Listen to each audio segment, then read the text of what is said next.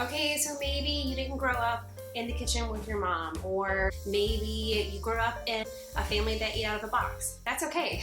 If you're new here, my name is Lauren, and I wanted to share some of the things that I have learned in the last 10 years being a stay-at-home mom to 5 little babies, as well as homeschooling. So I wanted to put out this Cooking 101 series and kind of walk you through just kind of like the bare bones basics of how to get started with cooking, because I know it can be super intimidating.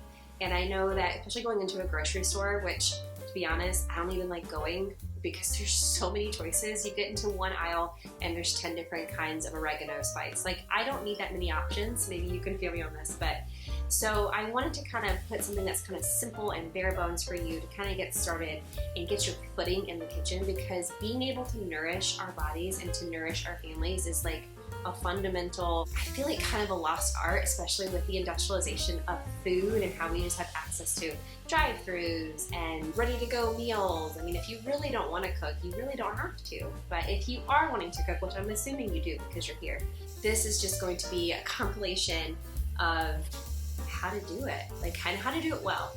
So today I wanted to show you just a bare bones recipe of an oven roasted chicken, which, if you're someone that's like, that sounds way too hard, Lauren, I don't want to do that, I get it, but I promise you, like, not that complicated, and it's one of those meals that you could easily invite somebody over, but it's beautiful. It's like, you know, you take the bird out, it's like Thanksgiving, but with chicken, you know? So to get started, I wanted to go over 4 fundamental things today. So I wanted to start with 4 basic things in this video. I'm going to cover more baking and how to take leftovers and make it into things later on in this series. But for the first video, I wanted to start with the fundamentals, which is to make good food, which you've probably heard this tagline because there's a book on it. There is cookbooks. I feel like there's like a documentary on Netflix maybe, but it is fat, salt, acid, and heat. Fat being the type of fat that you're using. You gotta have that fat for the flavor. Salt as in your seasoning, your salt, your chili powder, spice, that sort of thing. Acid, lemon, vinegar. Sometimes you need just a smidge to kind of balance it out. And heat as in how hot is the pan? Like, is it scorching hot? Because you are gonna get flavor by searing stuff, which we'll go over that. So to start, I wanted to go over basic oven roasted chicken. You're going to start with taking your whole chicken. Now, most of the chickens you get in the store whole are going to be what's called a Cornish cross. Now, if you didn't know, I have a video about how we homestead, and so we do actually raise chickens here on the homestead. And the ones that Justin and I both love are called Freedom Rangers. And the reason we love them is because they are fatty and delicious and satisfying. And honestly, you don't need that much seasoning to make them good. So in this video, I will be showing you with one of our hens that we raised. But essentially, you take your whole chicken, and I'll be honest, I don't love touching raw chicken. Maybe that's you. Maybe you're like, ooh, raw meat makes me freak out. I try to touch the bird as little as possible. Now, there are recipes out there where you take butter and you slather it, herbs, and it's delicious that way. But we're doing bare bones, right? We're starting from scratch. So you're going to start with your whole chicken. I do like to give it a rinse. Give it a little rinse in the sink.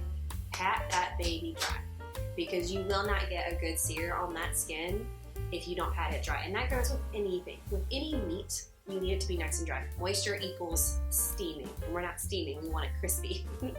So pat it dry, and you're going to add a generous amount of salt to this bird. If you're kind of lazy like I can be in the kitchen where I'm just trying to get dinner done, I like to just scoop my fat in of choice. One of my favorite fats to use is lard, because we tend to have a lot of it. We raise pigs here as well. So I do a little scoop of lard, put it in my Dutch oven, which used to be white, if you can believe it. It is very used and loved, but we use it, we love it, it's great. I put a little scoop of lard, and then what I like to do is not even season it, because I'm like, cross-contamination. We've got salt, we've got chicken, like chicken juices. So I pat that baby dry. I put my whole bird in the Dutch oven. I put it in breast side up to start, okay? Now granted, we're heating that oil, we're getting it nice and hot. It might sizzle a little bit. I haven't seasoned it at all, because again, I don't want cross-contamination. So then I take, and I like to do the pinch method. You might do like a cracker, whatever what is this called? Grinder, the grinder situation. You can do that if you want, if you know the grinder very well. I like to season with my hands. Get in there. It's kind of like resorting back to when you were a kid and you're playing in the dirt. There's like, this is like an adult sensory play, essentially, okay? So then you're gonna take the salt, maybe a teaspoon and a half at least on this one side, really kind of just shaking it all over the bird. Mind you, it's just sitting there hot and I'm seasoning it while it's in the pan. After I get that seasoning done, I do like to do cracked black pepper, delicious. You could go and do a blend of some kind, whatever favorite blend you have.